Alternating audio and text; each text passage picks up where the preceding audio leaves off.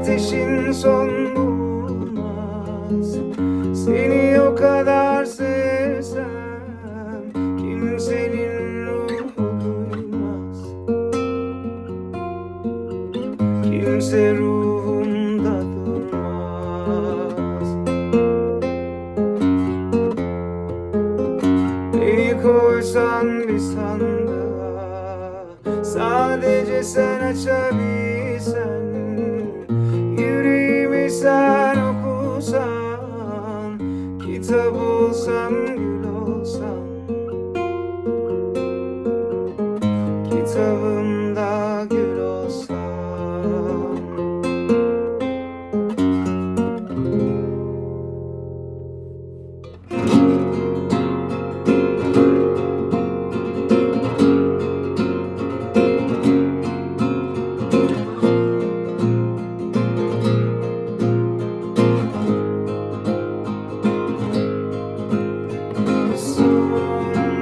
Dileğimdi, güzel yüzün, senin yüzünden.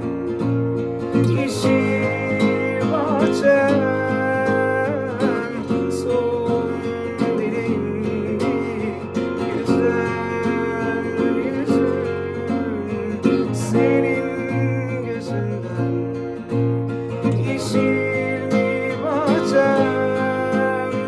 İnan, inan, inan.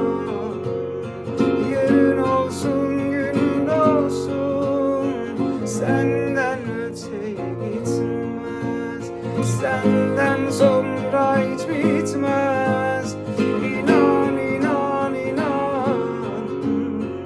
Yemin olsun, gün doğsun, senden öteye gitmez, senden sonra hiç bitmez. Derdim